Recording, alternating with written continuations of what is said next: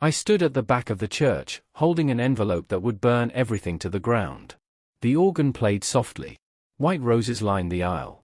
She looked beautiful in her dress, ivory lace, long sleeves, a veil like falling snow. She was marrying Kim Star. The man she said was her true love. The man she told everyone was the only father my daughter ever needed. My daughter. They took her from me with whispers. With lies.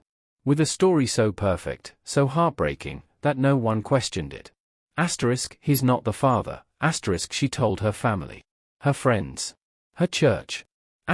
He walked away. He abandoned us. And they believed her. Because she cried when she said it. Because she held our little girl close and played the part of a single mother so well, the world gave her a crown. But I never left. I fought. I begged. I showed up at her door with toys, with diapers, with my heart in my hands. And every time, she turned me away. She said I had no right. She said the test would prove it. She said I should disappear. So I waited. I waited 3 years. I worked 2 jobs. I hired a lawyer. I demanded a court-ordered DNA test. And today, her wedding day, the results came. I slipped the envelope into my coat pocket, walked into that church, and sat in the last row. No one noticed me. No one ever did. But they would. Because in 10 minutes, when the officiant asked if anyone objected, I was going to stand up. I was going to walk down that aisle. And I was going to show them all the truth. Not for revenge. For her. For my daughter. For Iris. I met her at a farmer's market on a Sunday in June, and I didn't know it yet, but that was the day my life began and ended at the same time. The air smelled like lavender and fresh bread, the kind of Sunday morning that feels slow and golden, like the world is taking a breath before starting again. The sun was too bright, the kind that made you squint and smile without meaning to, that turned everything soft and warm. I wasn't planning to stop. I was just walking through, hands shoved deep in my pockets, killing time before my shift at the warehouse. I had an hour. Maybe less. I'd worked a double the night before, and my body felt heavy, but the morning was too beautiful to waste sitting in my car. So I walked. Past vendors selling fresh vegetables and homemade soap. Past a woman playing violin with her case open for tips. Past families with strollers and couples holding hands. And then I saw her. She was sitting under a white canopy at the edge of the square, surrounded by paintings. Small watercolors, beaches, sunsets, quiet houses by the sea. They were delicate. Haunting, almost. Like she'd painted them from memory and didn't want to remember too clearly. There was something fragile about them. Something that made you stop and stare, even if you didn't understand why. I stopped in front of one. A pale blue coastline. Soft waves lapping at the shore. A single house in the distance, half hidden by fog. The sky was gray and endless. It looked lonely. Beautiful and lonely. "That one's my favorite," she said. Her voice was soft. A little shy. Like she wasn't used to people stopping. I looked up. She had dark hair pulled into a messy bun, a few loose strands falling across her face. Brown eyes that looked tired but warm, like she'd been awake too long but didn't mind. A paint-stained apron over a white dress. A small, careful smile that didn't quite reach her eyes. "It reminds me of my mom's place," I said. Down in Rockport. She lived by the water. I painted it there," she said. Last summer. I stayed in a little cottage for a week and just painted. She tucked a strand of hair behind her ear. Her hands were covered in faint traces of blue and white paint. Her nails were short, unpolished. Real. I couldn't stop looking at them. "It's beautiful," I said. Thank you. We stood there for a moment, not saying anything. The market buzzed around us, voices, laughter, the sound of a busker playing guitar somewhere behind us. But it felt quiet. Like we were the only 2 people there. Like the world had narrowed down to just this moment. How much? I asked. She told me. $20. It wasn't expensive. But I only had $40 in my wallet, and I needed gas money to get to work. I bought 3. She blinked, surprised. "You don't have to." I want to. She smiled. A real one this time. It transformed her face. She wrapped them in brown paper and tied them with string, her fingers moving carefully, slowly, like she was wrapping something precious. something she didn't want to let go of. When she handed them to me, our hands touched. Just for a second. I felt it in my chest. Like something clicking into place. Asterisk, can I ask your name? Asterisk, I said. Asterisk, Elise. Asterisk. Asterisk, I'm Ethan. Asterisk. Asterisk, nice to meet you, Ethan. Asterisk. She smiled again. Softer this time. We talked for 20 minutes. Then an hour. She told me she'd been painting since she was a kid. That her grandmother taught her, that they used to sit on the porch together and paint the same tree over and over, watching how the light changed throughout the day. That she worked part-time at a bookstore downtown but dreamed of doing this full-time, selling her art, living by the coast, being free. Asterisk, what about you? Asterisk, she asked. I told her I worked at a warehouse during the day. That I was studying architecture at night school. That I didn't have much, but I was working toward something. That someday, I wanted to design buildings that made people feel safe. That made them feel like they belonged somewhere. She didn't look at me like I was nobody. She didn't look at me like I was just a warehouse worker with paint-stained boots and tired eyes. She looked at me like I mattered. Like I was already someone. By the time I left, the sun was lower in the sky, casting long shadows across the square. I was late for work. I didn't care. Asterisk, can I see you again? Asterisk, I asked. She hesitated. Just for a second. Her smile faltered, like she was weighing something I couldn't see. Like she was deciding whether to let me in or keep the door closed. Then she nodded. Asterisk, yeah. I'd like that. Asterisk. She wrote her number on the back of a business card, hand-painted, with a tiny watercolor flower in the corner. I kept it in my wallet for 3 years. Even after everything fell apart. Even after she told the world I didn't matter. That summer, we were inseparable. We walked on the beach at sunset, the sky turning pink and orange and purple, the waves quiet and slow. We stayed up late in her tiny apartment, drinking cheap wine and talking about everything, our childhoods, our dreams, the things we were afraid of. She painted, and I watched. I sketched buildings I wanted to design someday, and she said they looked like dreams made of paper. She told me she'd been hurt before. That her ex had cheated on her with her best friend. That she didn't trust easily anymore. That she was scared of letting someone in and watching them leave. I told her I wasn't him. I told her I'd prove it. And I meant it. God, I meant it. By September, we were living together. Her apartment was small, 1 bedroom, peeling wallpaper, a kitchen the size of a closet, but it felt like home. I'd come home from work covered in dust and sweat, and she'd be painting by the window, barefoot, humming something under her breath. I'd kiss the top of her head. She'd lean into me. We'd cook dinner together, pasta, salad, nothing fancy, and we'd eat on the couch and watch old movies until we fell asleep. It was simple. It was everything.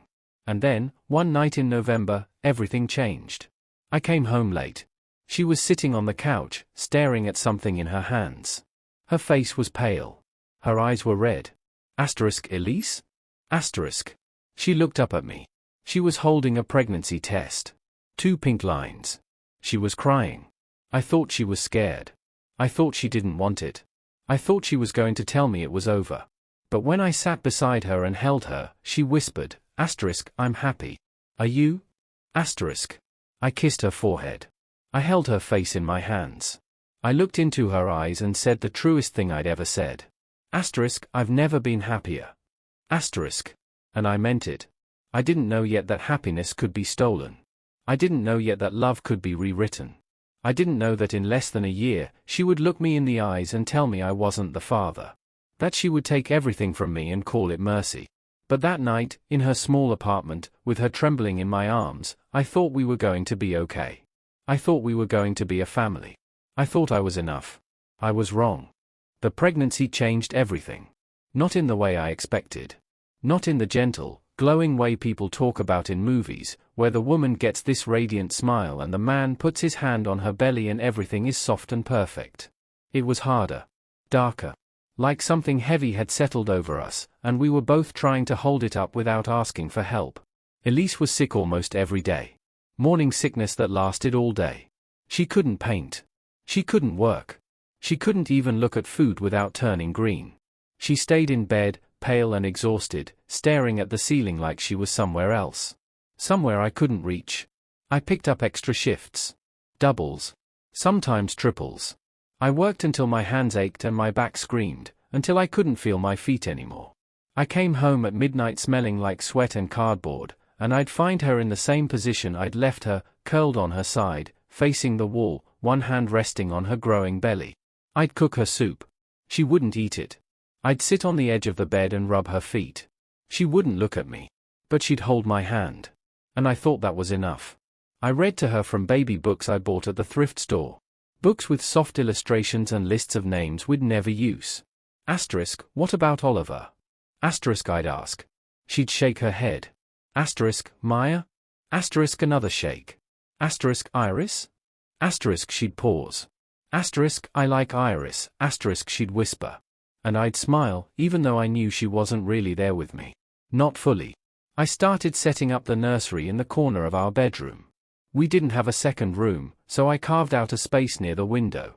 I hung sheer curtains to let the light in. I painted the walls pale yellow because she said it reminded her of morning light. Of her grandmother's house. Of safety. I built the crib myself. I'd never built anything before. Not really. I could read blueprints. I could sketch buildings. But actually building something with my hands? That was different. The instructions were in Swedish. The screws didn't fit. The wood was rough and unforgiving, and my hands bled from splinters I didn't bother pulling out.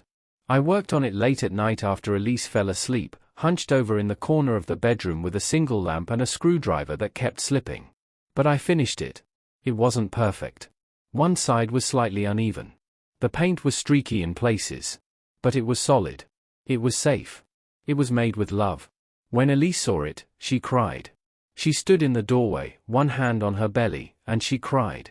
Asterisk, you really love us, don't you? Asterisk. I walked over to her. I held her face in my hands. I looked into her eyes, those tired, beautiful eyes, and I said, asterisk, more than anything in the world. Asterisk. She kissed me. Soft and slow, like she was memorizing me. Like she was trying to hold on to something she knew she'd lose. And for a moment, I thought we were going to make it. Our daughter was born on March 14th, at 3:47 in the morning. The labor was long. Brutal. 19 hours of contractions that came faster and harder until Elise was screaming and crying and gripping my hand so hard I thought she'd break it. I stayed beside her the entire time. I counted through every contraction. Asterisk, breathe, asterisk, I said. Asterisk, you're doing so good. You're so strong. Asterisk, I told her I was proud. I told her I loved her. I told her we were almost there. And then, finally, after 19 hours that felt like 19 years, Iris came into the world. Tiny. Red-faced. Screaming at the top of her lungs. The nurse placed her on Elise's chest, and I watched my entire life change. This was it. This was everything I'd ever wanted. Elise was sobbing. I was sobbing. The nurse was smiling. The room smelled like antiseptic and sweat and something new. Something pure. Elise looked down at her and whispered, asterisk Iris. Asterisk. Asterisk Iris, asterisk I repeated. Asterisk, it's perfect. Asterisk. I didn't care what we called her. I just wanted to hold her. I just wanted to keep her safe. The first 6 months were the hardest and the best. Iris cried every 2 hours. I woke up every time. I changed diapers in the dark, stumbling around the apartment half asleep. I sang off-key lullabies I made up on the spot, nonsense words and melodies that didn't exist. Asterisk, hush little Iris, don't you cry, Daddy's here and the moon is high. Asterisk, I'd rock her in the chair Elise's grandmother had given us, the one that creaked with every movement, and I'd watch her tiny face relax as she fell back asleep. Elise was struggling. Postpartum depression, the doctor said. She couldn't bond with Iris. She couldn't get out of bed most days. She'd stare at the wall for hours, silent and unreachable. So I carried more. I didn't mind. I took over the night feedings. The diaper changes. The doctor's appointments. I'd hold Iris in the rocking chair at 3 a.m., her tiny body curled against my chest, and I'd think, asterisk, this is what I was made for. Asterisk. But something was changing. Elise stopped looking at me. She flinched when I touched her. She spent hours on her phone, scrolling, typing, deleting. She'd lock the screen whenever I walked into the room. She started going out more, just for a walk, she'd say. I need air. She'd be gone for hours. One night, I woke up and she wasn't in bed. I checked on Iris. She was sleeping peacefully in her crib. I walked through the apartment. The bathroom light was on. I found Elise sitting on the floor in the dark, her back against the bathtub, crying. What's wrong? I whispered. She locked her phone screen and set it face down on the tile. Nothing. Elise, talk to me, I said it's nothing. Her voice was sharp. Cold. Like I was bothering her. I sat down beside her. I reached for her hand. She pulled away. Please, I said. Just tell me what's going on. She stood up. She looked down at me like I was a stranger. Like I was someone she didn't recognize anymore. I'm fine. Go back to bed. I'm not going anywhere until you talk to me. Then I guess we'll be here a while. She walked out of the bathroom. She grabbed a blanket from the closet and slept on the couch. I sat on the bathroom floor alone and stared at the tile. I didn't push. I should have. I should have demanded answers. I should have asked more questions. I should have seen the cracks forming in her eyes, in her voice, in the way she stopped saying my name. But I didn't. Because I thought if I loved her enough, it would be okay.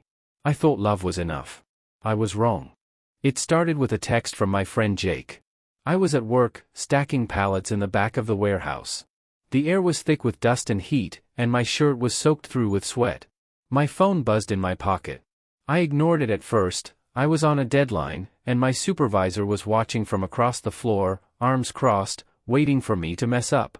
But it buzzed again. And again. And again. I pulled it out. Jake dude, what's going on with you and Elise? I stared at the screen, confused. I wiped the sweat from my forehead with the back of my hand. What do you mean? 3 dots appeared. Then disappeared. Then appeared again. Jake check Instagram. He sent me a screenshot. It was a post from Elise's Instagram. A photo of Iris, sleeping in her crib. Soft morning light streaming through the window. Her tiny hand curled into a fist. She looked peaceful. Perfect. The caption read, being a single mom is the hardest thing I've ever done. But I wouldn't trade her for the world. We're stronger without him. Red heart *. I read it twice. Then 3 times. Without him. I was still living in the apartment. I'd made breakfast that morning, scrambled eggs and toast. I'd kissed Iris goodbye before I left for work. I'd told Elise I'd be home by 6. I'd asked if she needed anything from the store. What was she talking about? My hands started shaking. I showed the screenshot to my supervisor. I need to leave. You've got 2 more hours. I need to leave. Now. I didn't wait for permission. I just walked out. I drove home in a daze, gripping the steering wheel so hard my knuckles turned white. My chest felt tight. My mind was racing. What is she doing? Why would she post that? What does she mean, without him, ? When I got to the apartment, Elise was in the living room, sitting on the couch, scrolling through her phone. Iris was napping in the nursery. Everything looked normal. But nothing was normal. I walked in and held up my phone. What is this? She barely glanced at it. What? This post. You said you're a single mom. You said we're stronger without me. She put her phone down. Her face was blank. Emotionless. People were asking questions. I didn't know what to say. So you lied? I didn't lie. You said I'm not here. I'm standing right in front of you. I live here. I pay rent. I take care of Iris. You don't get it. Get what? She stood up. She crossed her arms. Her eyes were cold. You're here physically. But you're not really here. You don't understand what it's like to be a mom. To do this alone. You're not alone. I'm right here. I've been here every single day since she was born. Asterisk, that's not enough. Asterisk. The words hit me like a punch to the chest. I couldn't breathe. Asterisk, what are you saying? Asterisk. She looked at me like I was a stranger. Like I was someone she didn't recognize anymore. Asterisk, I'm saying I don't think you're Iris's father. Not really. Asterisk. The room went silent. The hum of the refrigerator. The distant sound of traffic. My own heartbeat, loud and uneven. Asterisk, what? Asterisk. Asterisk, emotionally, I mean. You're not ready. You're not stable. I don't think this is going to work. Asterisk. Asterisk, I've been here every single day. I've worked 2 jobs. I've taken care of both of you. I built her crib. I wake up every night, asterisk. Asterisk, that doesn't mean you're her father. Asterisk. I felt my chest collapse. Asterisk, are you saying she's not mine? Asterisk. She didn't answer. Asterisk, Elise. Answer me. Are you saying Iris isn't my daughter? Asterisk. Asterisk, I don't know. Asterisk. Asterisk, you don't know? Asterisk. Asterisk, I think you should leave. Asterisk. Asterisk, this is my home. That's my daughter, asterisk. Asterisk, she's my daughter. Asterisk. Her voice was sharp now. Final. Asterisk, you can't do this. Asterisk. Asterisk, I already did. Asterisk. She picked up her phone. She called her brother. He showed up 20 minutes later with 2 friends. Big guys. The kind who didn't ask questions. They walked into the apartment like they owned it. Like I was the intruder. Pack your stuff, her brother said. This is my apartment too. Asterisk, not anymore. Asterisk. They started packing my things. Clothes. Books. The paintings I'd bought from her at the farmer's market. My toothbrush. My sketches. Everything. I begged her to talk to me. I begged her to stop. I told her we could work it out. I told her I loved her. She stood in the doorway holding Iris, her face blank, and said, asterisk, if you don't leave, I'll call the police. Asterisk. So I left. I walked out of that apartment with 2 trash bags full of my life, and I sat in my car in the parking lot and stared at nothing. I didn't cry. I couldn't. I was too numb. That night, she posted again. This time, the caption was longer. Asterisk, I need to be honest with everyone. He's not Iris's biological father. He knew that from the beginning. But he tried to trap me anyway. He tried to force me into a life I didn't want. I'm finally free. Thank you all for your support. 2 hearts, asterisk. The comments came fast. Asterisk, you're so brave. Asterisk. Asterisk, what a piece of shit. Asterisk. Asterisk, you and Iris deserve so much better. Asterisk. Asterisk, he's disgusting. Asterisk. Asterisk, I'm so sorry you went through that. Asterisk. I sat in my car outside a gas station and read every single one. And I wanted to disappear. I wanted to stop existing. Because the world believed her. Every single person believed her. And I had no way to prove she was lying. I moved into a motel off Route 9. It was the kind of place you ended up when you'd run out of options. When you'd lost everything and had nowhere else to go. Peeling paint. Flickering neon sign that buzzed all night. A vending machine outside that only sold stale chips and warm soda. The parking lot was full of cars that looked like they'd been there for years. My room smelled like cigarettes and mildew. The wallpaper was yellow and curling at the edges. The bed sagged in the middle. The walls were so thin I could hear everything, the couple next door fighting every single night, the TV blaring from the room above me, footsteps in the hallway at 2 a.m. I worked during the day and stared at the ceiling at night. I tried to call Elise. Blocked. I tried to text her. No response. I tried to email her. I tried messaging her on Facebook. I tried everything. Nothing. I tried to see Iris. She threatened a restraining order. I showed up at the daycare where Elise dropped her off. I just wanted to see her. Just for a minute. Just to make sure she was okay. I stood outside the fence and watched the kids playing on the playground, looking for her dark hair, her little laugh. Security escorted me out. A man in a uniform with a hand on my shoulder, firm but not rough. Asterisk, sir, you need to leave. Asterisk. Asterisk, I'm her father. Asterisk. Asterisk, you're not on the pickup list. You have no legal right to be here. Asterisk. Asterisk, no legal right. Asterisk. The words echoed in my head. No legal right. To my own daughter. I sat in my car in the parking lot and watched through the fence as Elise picked Iris up. She held her hand. They walked to the car together. Iris was wearing a yellow dress. She was smiling. She looked happy. Elise didn't see me. Or maybe she did, and she just didn't care. Everyone believed her. Because she posted photos. Because she cried in her captions. Because she built a story so convincing, so heartbreaking, that no one questioned it. She was the victim. The brave single mother.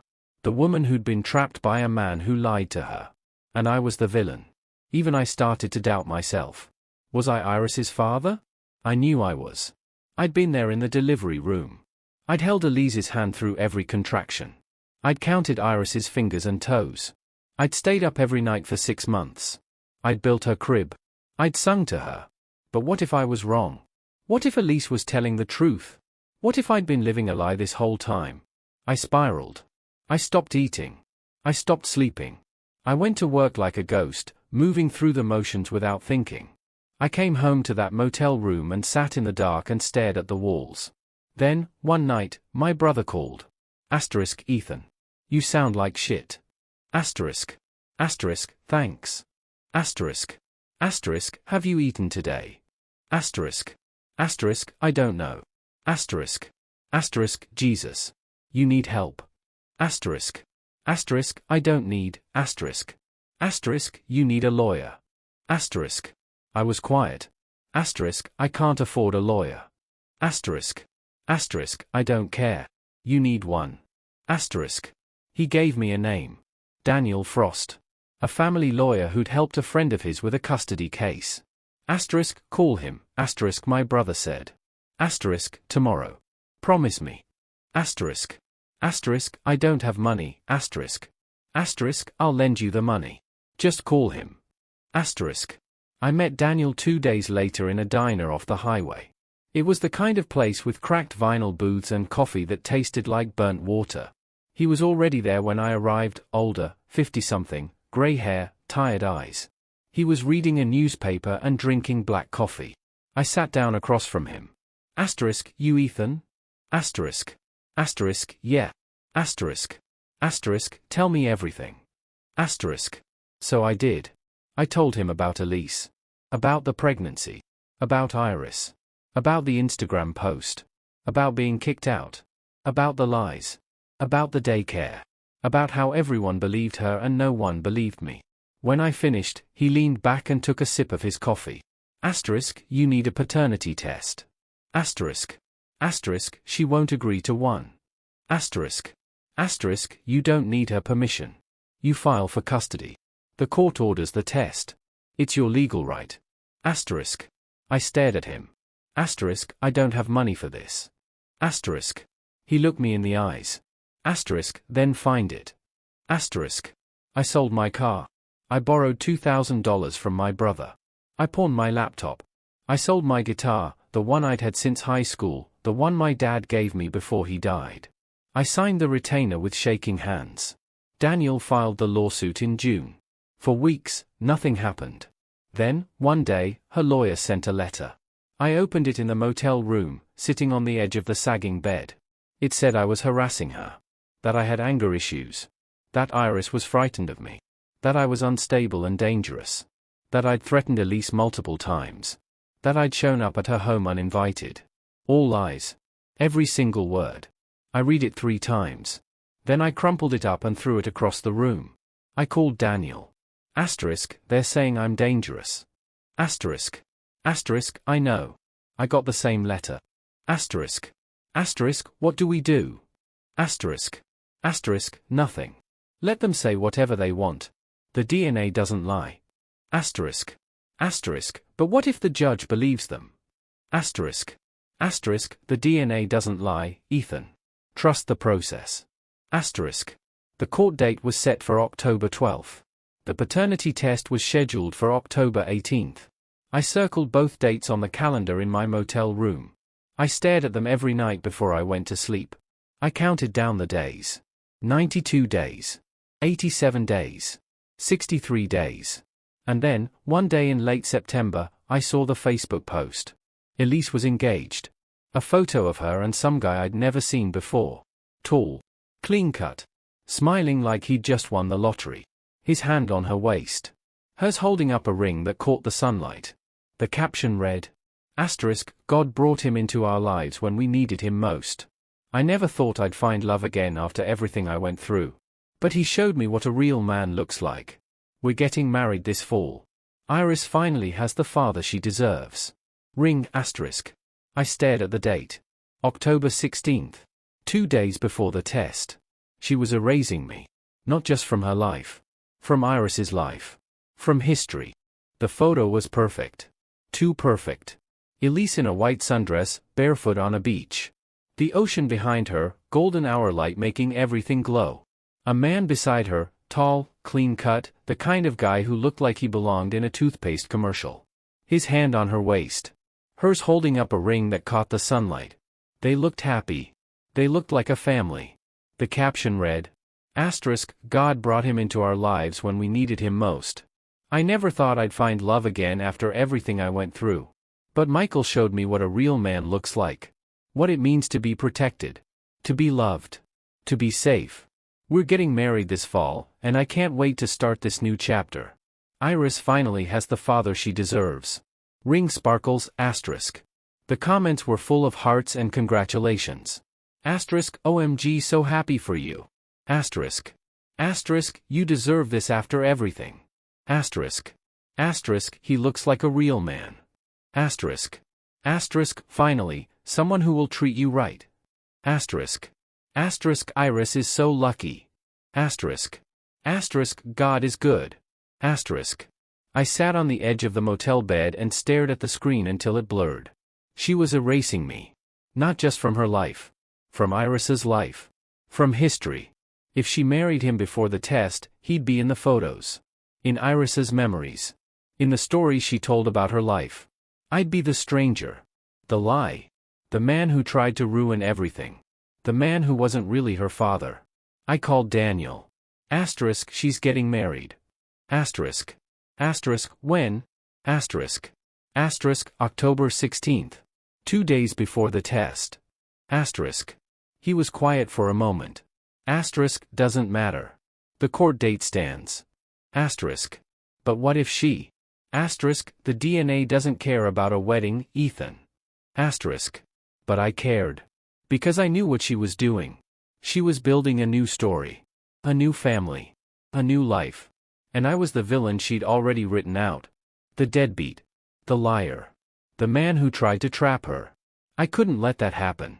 I contacted the lab that was handling the paternity test. A woman answered on the third ring. Genetics lab, how can I help you? Hi, my name is Ethan Hale. I have a court-ordered paternity test scheduled for October 18th. I need to know if there's any way to expedite the results. We're already on a tight schedule, Mr. Hale. I understand. But I need the results before October 16th. That's only a few days away. I'll pay extra. Whatever it costs. She was quiet for a moment. Sir, that's nearly impossible. The testing process alone takes, please. I'm begging you. My daughter's mother is getting married that day. If I don't have the results before then, I'll lose her. Lose your daughter? Yes. Another pause. Let me talk to my supervisor. I'll call you back. She didn't call back that day. Or the next. I couldn't sleep. I couldn't eat. I paced the motel room like a caged animal. I stared at my phone, willing it to ring. On the third day, it finally did. Mr. Hale? Yes. We can do it. But you'll need to come in tomorrow for the test. And it's going to cost an extra $1,000. I didn't have an extra $1,000. But I said, I'll be there. I sold everything I had left. My watch. My bike. A box of my dad's old tools I'd been keeping in storage. I called my brother again. I need another loan. Ethan. Asterisk, please. This is the last time. I swear. Asterisk. He wired me the money that night. I went to the lab the next morning. They swabbed the inside of my cheek. It took 2 minutes. Results will be ready on October 14th, the woman said. 2 days before the wedding. Thank you, I said. Asterisk, thank you so much. Asterisk. On October 14th, my phone rang at 9:47 a.m. Asterisk, Mr. Hale? Your results are ready. Asterisk. I drove to the lab. My hands were shaking so hard I could barely hold the steering wheel. I kept having to wipe my palms on my jeans. My chest felt tight. My vision was blurry. This was it. This was the moment that would decide everything. When I got to the lab, the woman at the desk handed me an envelope. Good luck, she said. I sat in my car in the parking lot. I stared at the envelope for a full minute before I opened it. My hands were shaking. I tore it open. Paternity test results. Alleged father, Ethan Hale. Child, Iris Hale. Probability of paternity, 99.97%. I read it once. Twice. 3 times. Then I put my head on the steering wheel and cried. I was her father. I had always been her father. Every night I stayed up with her. Every diaper I changed. Every lullaby I sang. Every moment I spent loving her, it was real. I wasn't crazy. I wasn't a liar. I was her father. I took a photo of the results on my phone. I drove to a FedEx and printed 10 copies. I folded them carefully. I put one in the inside pocket of my coat, right over my heart. Then I went home to the motel and pulled out my phone. I went to Facebook. I found the wedding invitation. Elise had posted it publicly, shared it in a group for her church. You're invited. Join us as Elise and Michael begin their forever. October 16th, 2:00 p.m. St. Mary's Church. There was an RSVP link. I clicked it. I entered my name. Ethan Hale, one guest. I hit submit. I was going to that wedding. And I was going to tell the truth. The church was full. I arrived early, before most of the guests, when the parking lot was still empty and the only sound was the wind moving through the trees. I wore a borrowed suit, my brother's, 2 sizes too big in the shoulders. I'd shaved that morning. Combed my hair. I looked in the mirror and barely recognized myself. I looked like a man who'd been through hell and come out the other side. Because I had. I sat in the last row, near the door, where no one would notice me. I'd lost weight over the past few months, 20 pounds, maybe more. My face was gaunt. My eyes were hollow. I looked like a ghost. No one recognized me. The guests arrived in waves. Elise's family first, her parents, her brother, her aunts and uncles. Then her friends. People I used to know.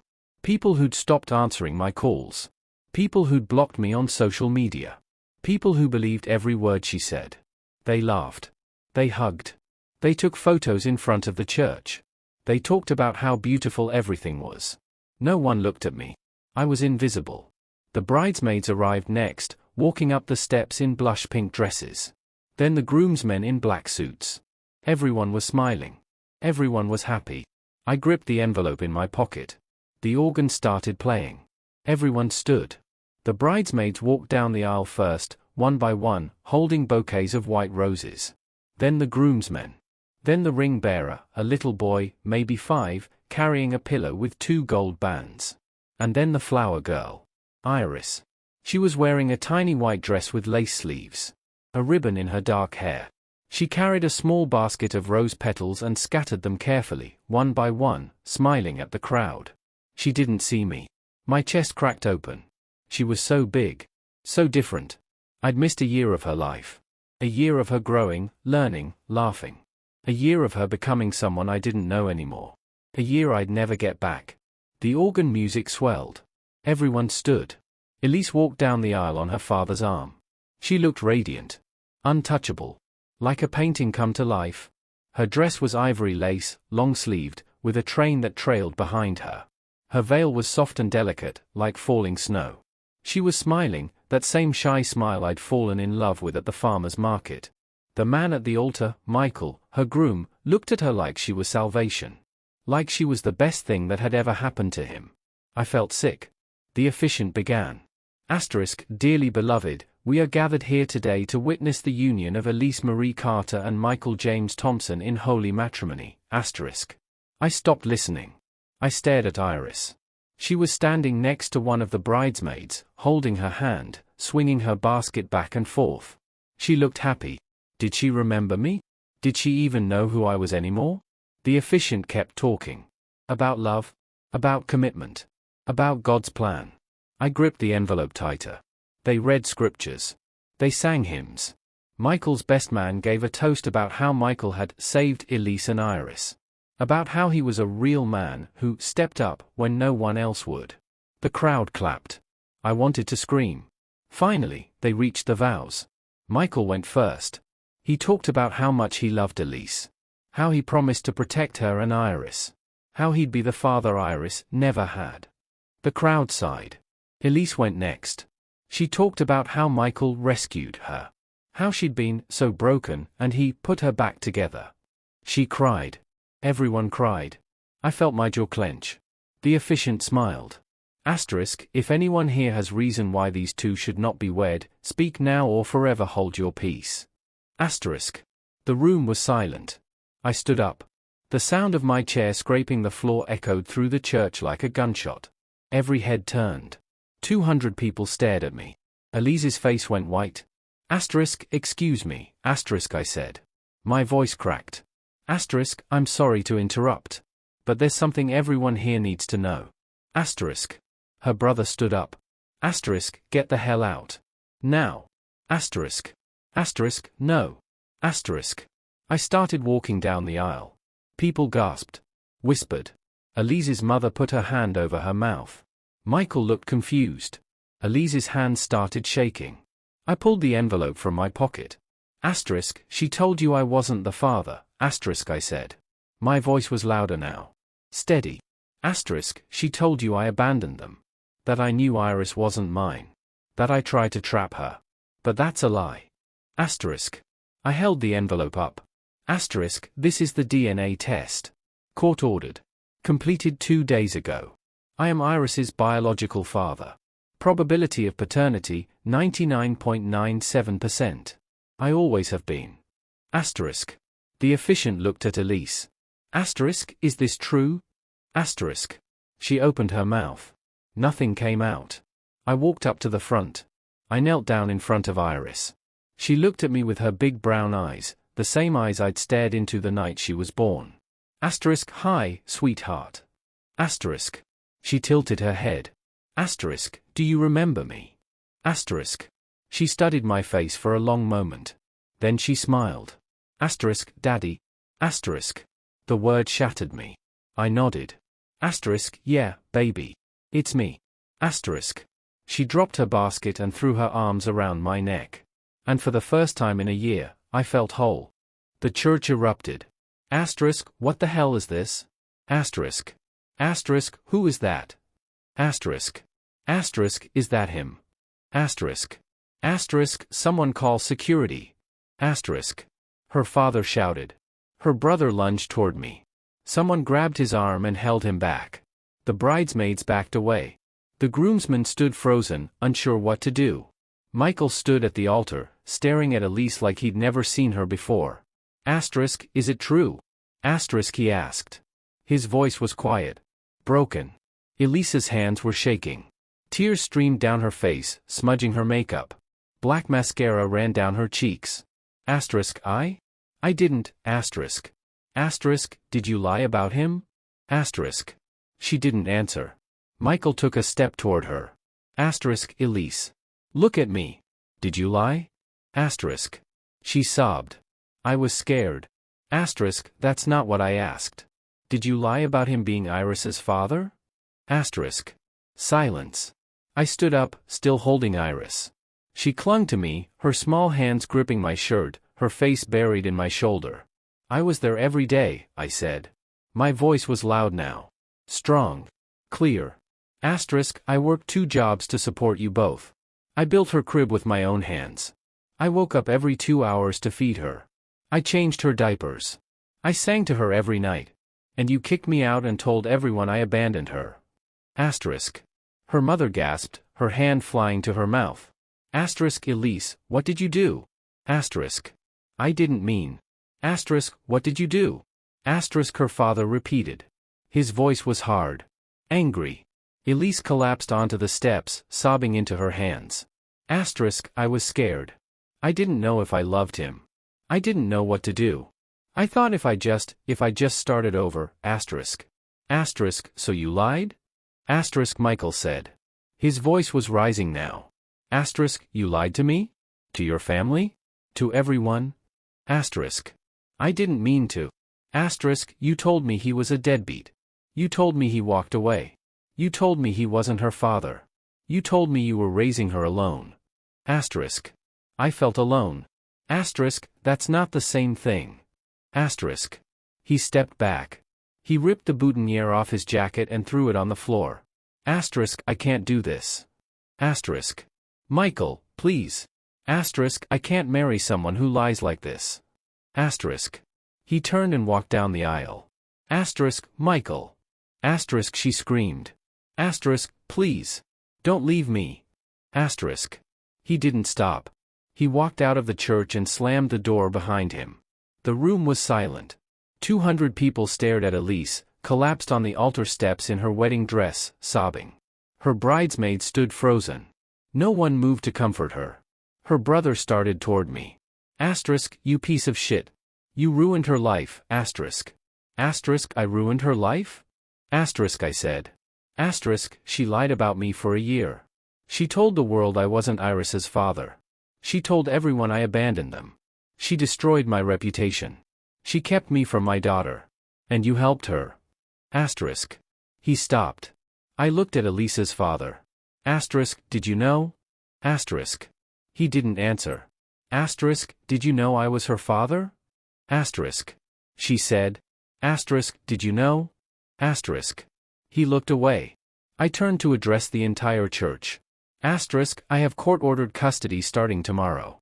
Joint custody. 50-50. I'm taking my daughter. If anyone here tries to stop me, I will press charges for parental interference. Asterisk. No one moved. No one said a word. I looked down at Iris.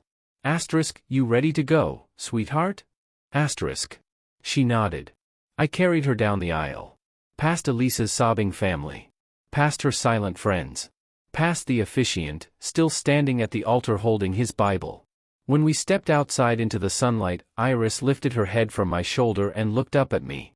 Asterisk, where are we going, Daddy? Asterisk. I kissed her forehead. Asterisk, home, baby. We're going home. Asterisk. The first month was hell. Iris cried every night. She asked for her mom. She didn't understand why she was staying with me 3 nights a week and not going back to the apartment she'd always known. She'd wake up in the middle of the night, confused and scared, calling for Elise. I'd hold her. I'd rock her. I'd sing the lullabies I used to sing when she was a baby, soft, off-key melodies that didn't make sense. Asterisk, hush little Iris, don't you cry, Daddy's here and the moon is high, asterisk. She'd cry harder. Asterisk, I want mommy. Asterisk. Asterisk, I know, baby. I know. But you're with Daddy tonight. And Daddy loves you so much. Asterisk. Asterisk, I want mommy. Asterisk. It broke my heart every time. But I didn't give up.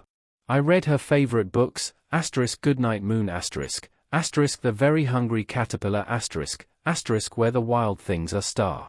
I cooked her favorite meals, mac and cheese, dinosaur-shaped chicken nuggets, apple slices with peanut butter. I let her pick out a new stuffed animal at the store, a purple elephant she named Violet. Slowly, she started to remember. She started calling me Daddy without hesitation. She started laughing again. We went to the park on Saturdays. We'd swing on the swings and go down the slide and chase each other around the playground until we were both out of breath. She'd climb on the jungle gym and I'd stand underneath, arms out, ready to catch her. Asterisk, look, Daddy. I'm so high. Asterisk. Asterisk, I see you, baby. You're doing great. Asterisk. We painted together at the kitchen table, watercolors, just like her mom used to do. She was good at it. Really good. She'd paint flowers and houses and rainbows, and I'd hang every single one on the refrigerator. I taught her to build things. Blocks. Puzzles. Little towers that always fell down, and she'd laugh every time they crashed. Asterisk again, Daddy.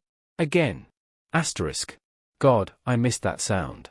Elise didn't fight the custody agreement. Her lawyer advised her not to. The lies had destroyed her reputation. Her family barely spoke to her. The groom never came back. Her friends distanced themselves. Her Instagram went silent. She tried to message me once. It was late at night. I was putting Iris to bed, reading her goodnight moon for the third time, when my phone buzzed. Elise I'm sorry. I was scared. Please let me explain. I stared at the message for a long time. Iris was curled up beside me, half asleep, clutching Violet. Who is it, Daddy? Nobody, sweetheart. Just work. I deleted the message. Some apologies come too late. I focused on Iris.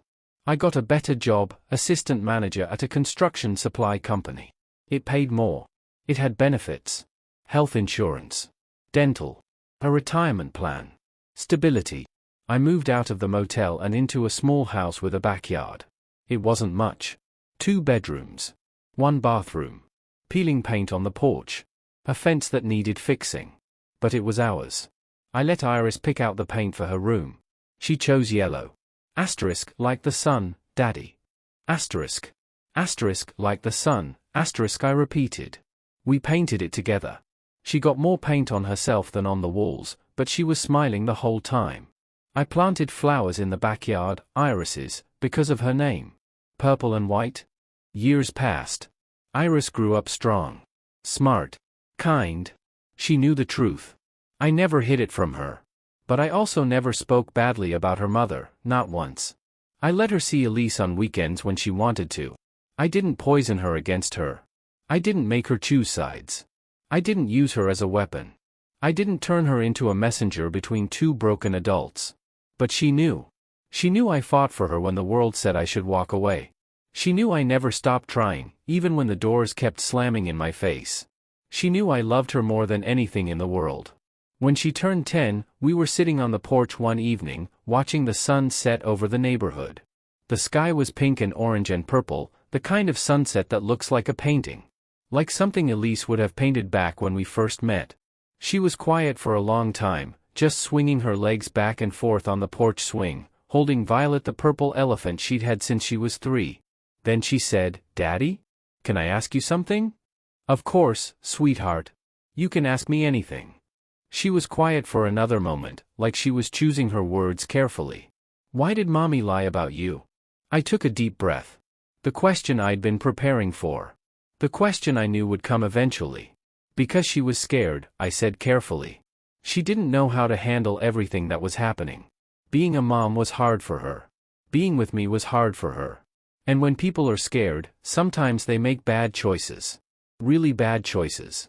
But lying is wrong, she said. Her voice was small but certain. "You're right. It is. Did you forgive her?" I thought about it for a long time. I looked out at the irises in the backyard, tall and purple and white, swaying gently in the evening breeze. "I forgave her for me," I said. "Not for her. Because holding on to anger was hurting me more than it was hurting her. Forgiveness doesn't mean what she did was okay. It doesn't mean I forgot. It just means I'm not going to let it control my life anymore." She nodded slowly, processing my words like she was filing them away for later. Then she leaned her head on my shoulder and said, "I'm glad you came for me at the wedding." I wrapped my arm around her and pulled her close. "I never stopped trying, sweetheart. Not for one single day. Even when they told me I had no rights. Even when they said I should give up. I never stopped fighting for you." "I know," she whispered. "I remember. You were only 3. I still remember. I remember you singing to me. I remember the yellow walls. I remember feeling safe." I kissed the top of her head, and we sat there in silence as the sun disappeared behind the trees. Now she's 16. She paints, just like her mother. Watercolors of beaches and sunsets and quiet houses by the sea. But hers are different. They're brighter. More hopeful. They don't look like sadness trying to pretend it's beauty. They look like joy. They look like someone who knows she's loved. She builds things, just like me. Birdhouses for the backyard. Bookshelves for her room. A small wooden box where she keeps letters I've written her over the years. Little pieces of the world she wants to create. She's everything I hoped she'd be. She's strong. She stands up for herself. She doesn't let people walk over her. When a boy at school spread rumors about her last year, she confronted him directly. No drama.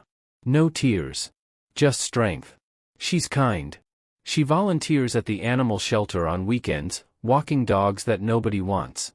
She helps her friends with homework without being asked. She bakes cookies for our elderly neighbor, Mrs. Chen, every Sunday. She's smart. Straight A's. Honor roll every semester. She's taking AP classes. She wants to study architecture, like I did. She wants to design buildings that make people feel safe. That make them feel like they belong. Like you made me feel, she told me last month. She's mine. Not biologically, though the DNA proves that too. But mine in the ways that matter. In the ways that can't be stolen. Elise remarried eventually. A different man. Quieter than Michael. An accountant named David. He seems kind. He treats Iris well. I've met him a few times at custody exchanges, at Iris's school events, at her birthday parties. We shake hands. We make small talk about the weather. We're civil. Elise and I don't talk much anymore. We text about logistics. Iris has a dentist appointment Tuesday at 3. Got it. She needs new cleats for soccer. I'll pick them up. That's about it. It's enough. There's no anger anymore. No bitterness. Just two people who share a daughter and want what's best for her. Sometimes I see Elise looking at me at Iris's soccer games, and I wonder what she's thinking. If she regrets what she did. If she wishes she could take it back. If she ever thinks about that church, about the moment her entire world collapsed. But I don't ask. Because it doesn't matter anymore. I never remarried. I dated a few people over the years. A teacher named Sarah I met at a parent-teacher conference. She was kind, patient, good with Iris. We dated for 6 months. It didn't work out. A woman named Michelle I met at the coffee shop I go to every morning. She was funny, smart, independent. We dated for almost a year. But it never felt right. Nothing ever felt like what I had with Elise in the beginning. Maybe nothing ever will. But that's okay. Because Iris was enough. She's always been enough. Some nights, when the house is quiet and Iris is upstairs doing homework or painting in her room, I sit on the porch and think about that church. About the envelope in my pocket, pressed against my heart. About walking down that aisle while 200 people stared. About the moment I stood up and told the truth. About the moment Iris looked at me and said, "Daddy?" About the moment I knew I'd won. People think revenge is fire. That it's loud and destructive and burns everything in its path. That it's screaming and violence and rage. That it's about making someone pay. But sometimes, revenge is just the truth. Quiet. Steady. Undeniable. Simple. I didn't destroy Elisa's wedding with anger or violence. I destroyed it with facts. With a piece of paper that couldn't be argued with. With science. With proof. And the truth gave me everything. It gave me my daughter back. It gave me my life back. It gave me my purpose back. It gave me mornings watering irises in the backyard, her small hands wrapped around a plastic watering can. It gave me nights reading bedtime stories, her voice asking, "One more chapter, Daddy? Please?" It gave me Saturdays at the park and Sundays making pancakes shaped like Mickey Mouse. It gave me her first day of kindergarten, when she cried and held my hand and made me promise I'd be there when school ended. It gave me her first lost tooth, carefully placed under her pillow for the tooth fairy. It gave me her first painting that made me cry because it was so beautiful, a watercolor of our house with purple irises in the front yard. It gave me her asking me to help with her math homework, even though she's better at math than I ever was. It gave me her telling me about her day at school, the good parts and the hard parts. It gave me her hugging me goodbye before she gets on the bus, even though she's 16 and her friends think it's uncool. It gave me her. Every version of her. The baby who cried every 2 hours. The toddler who said, "Daddy," in that church. The 5-year-old who helped me plant flowers. The 10-year-old who asked me why her mother lied. The teenager who paints and builds and dreams. All of her. And in the end, that was all I ever wanted. Last week, Iris came home from school with a permission slip. "Daddy, I need you to sign this." "What is it?" Career day. They want me to bring someone to talk about their job. Someone who inspires me. Who are you bringing? She looked at me like the answer was obvious. You. I felt my throat tighten. Me? I'm just a construction supply manager. You're not just anything, she said. You're the person who taught me that you never give up on the people you love. Even when it's hard. Even when everyone tells you to quit. That's more important than any job. I pulled her into a hug. I could never give up on you, sweetheart. You're my whole world. She hugged me back, tight and fierce. I know, Daddy. I've always known. That night, after she went to bed, I sat on the porch and looked up at the stars.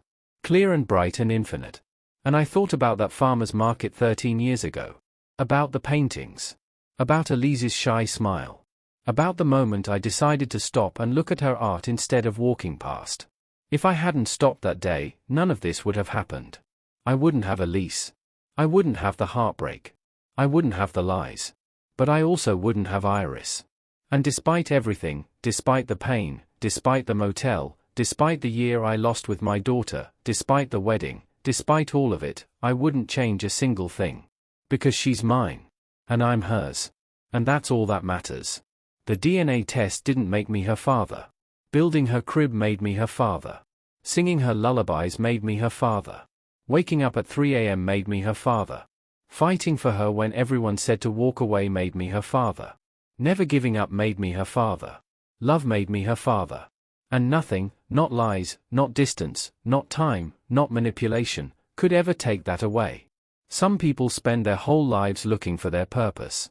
I found mine the moment I held her. And I've been living it every day since. People ask me sometimes if I'm bitter about what Elise did. If I hate her. If I want her to suffer. I tell them the truth. I don't hate her. I don't wish her harm. I don't want her to suffer. Because hating her would mean I'm still letting her control my story. And this story isn't about her anymore. It's about me and Iris. It's about the life we built together. It's about the mornings and the bedtimes and the ordinary moments that nobody posts on Instagram. It's about showing up. Every single day. Even when it's hard. Especially when it's hard.